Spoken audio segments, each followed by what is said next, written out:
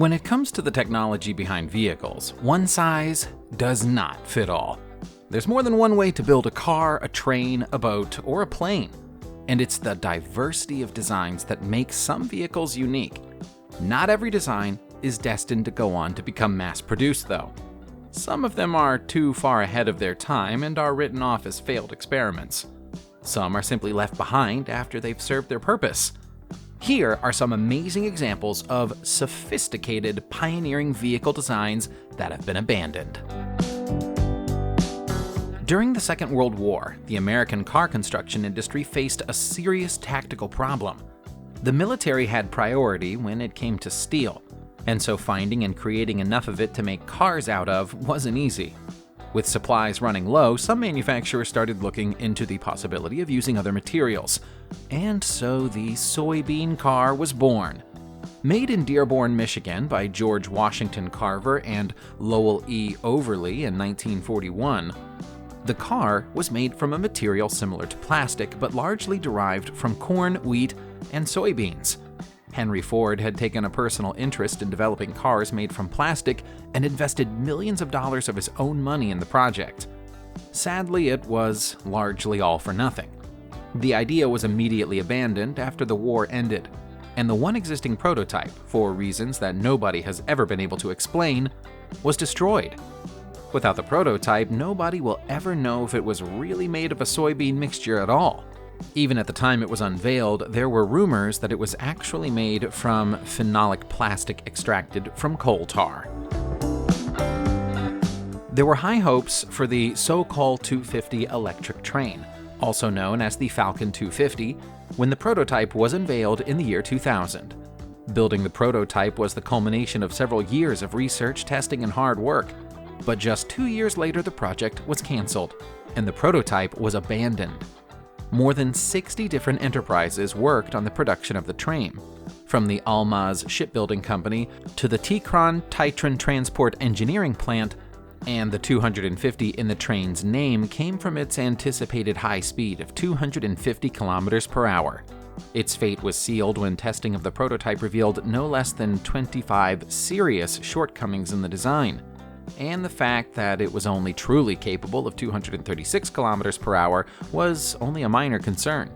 The anti-lock system had serious failures, causing the brake cylinders to fill with air and jamming the wheels.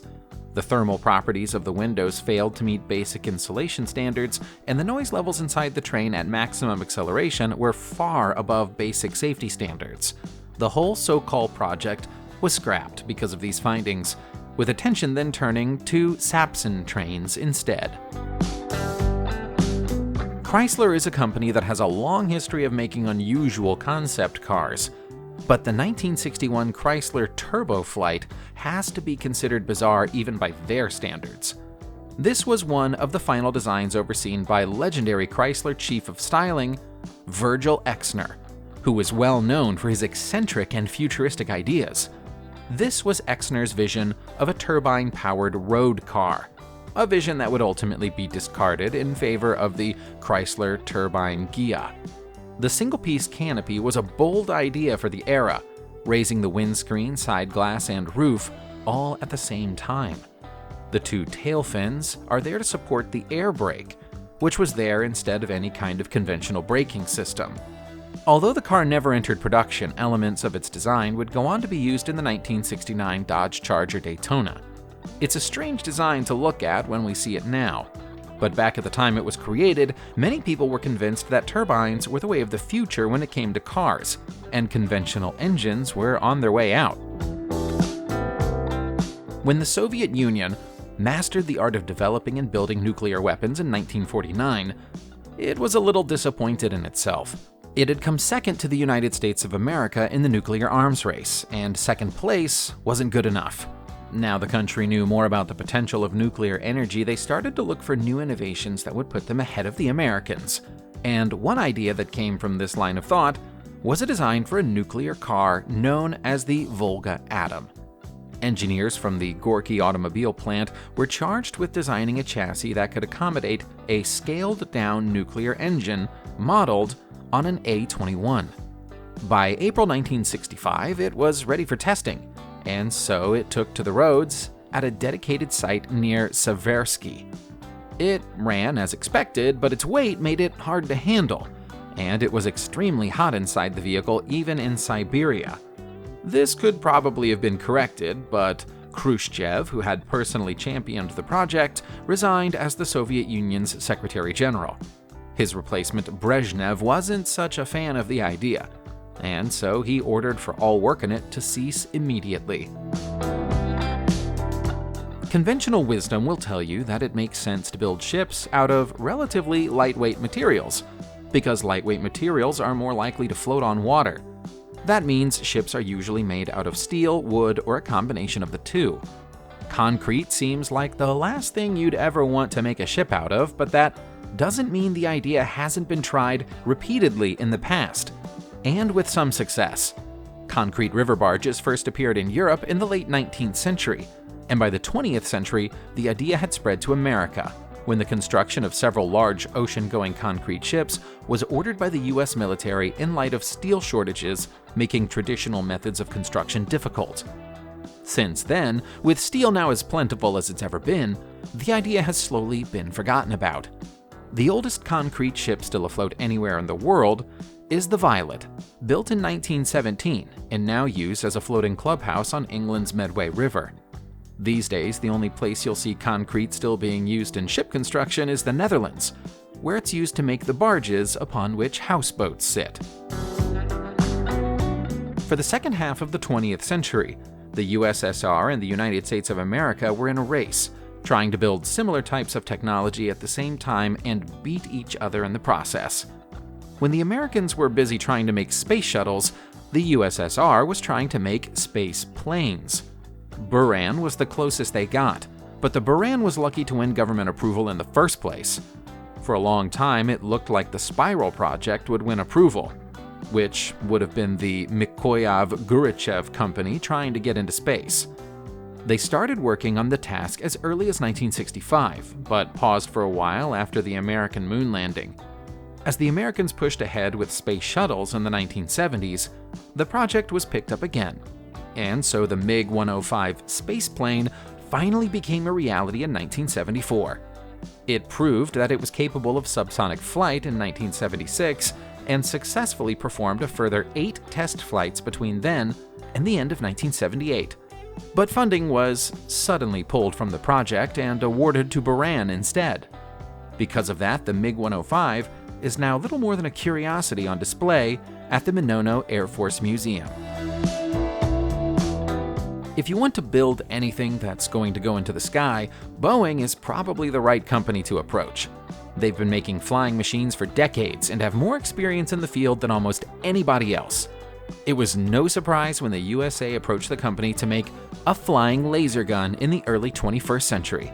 And despite the idea sounding far-fetched, it came very close to becoming a reality.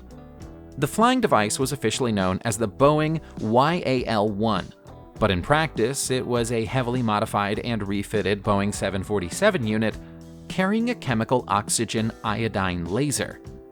In theory, the device should have been able to use its laser to shoot missiles out of the sky. It even demonstrated that it could do exactly that, just not very reliably, and not from a far enough distance to be useful in combat. $5 billion had been spent on the idea by 2007, and tests weren't providing much hope. Funding was cut in 2010, and then the idea was abandoned completely in 2011. The unwanted YAL One spent a few years in storage in Arizona before being broken up in late 2014. $5 billion is a lot to spend on a flying laser project that went nowhere, but the USA spent even more than that on the Boeing Sikorsky RAH-66 Comanche attack helicopter, of which only 2 were ever built before the development project was canceled. By that point, just under $7 billion had been spent on it. The project was born out of the idea that the helicopters at the military's disposal were showing signs of their age by the early 1980s, and bold new ideas were required. The Boeing Sikorsky design was deemed the best option in 1991, and a decade of developmental hell followed. The list of requirements that the Army wanted from the helicopters was extensive, from advanced sensors to multiple missiles and rockets. And although the designers were able to facilitate all of the requests, it pushed the unit cost of the helicopters very high. In 2002, the number of helicopters on order was cut to 650, but cutting the numbers increased the unit costs. And by 2004, it became clear that the entire project was no longer economically viable. The order to call the whole thing off came just before the aircraft was due to enter mass production. In the late 1990s, a company called Freedom Ship International announced plans for a seafaring vessel that would be unlike any other built in human history. It was to be called the Freedom Ship, and it would effectively be a whole city floating on the water, a kind of watery utopia. The appeal of the floating colony would be that it would exist in international waters, and therefore wouldn't be subject to any of the laws that constrict or prohibit certain behaviors on land. Technically speaking, instead of being one vessel, it would exist as a very long and connected set of barges. When complete, the Freedom Ship would be over 1 mile long and 820 feet wide, with enough accommodation to support 50,000 full-time residents. Also on board would be hospitals, schools, casinos, hotels, and offices. When the plan was first announced in 1999, it was expected to cost $6 billion. By 2002, this had increased to $11 billion. By 2008, the project was on hold due to a lack of financial backing. But in 2013, it had been revived, with a new expected cost of $10 billion. Affiliation with India's Kanathara Marine was announced in 2016, but there's been no news since then, and still no sign of anything being built. The quest to identify the optimum design for a vertical takeoff and landing aircraft during the 1950s led to a whole range of weird and wacky designs, and the Pieszecki VZ-8 Air Jeep was just one of them. At the time of its creation in 1957, the United States Army was in the market for a flying Jeep, and they specifically wanted something that would be smaller and easier to maneuver through the air than a helicopter. The Pieszecki craft was supposed to fulfill that brief, although in truth it never really got the chance to do so. 2 prototypes for the craft were built, with the first of them completing test flights in 1959, but the Army passed on ordering any more after the testing period came to an end. That's despite extensive modifications being made from one prototype to the next, including the addition of 2 Artust engines and a tricycle undercarriage to make it easier to handle on land. Although the Army accepted that it was a perfectly functional flying machine and could successfully avoid radar detection at low altitude, they decided that it was unsuitable for the battlefield without ever really explaining why. The McBarge was created for one reason and one reason only.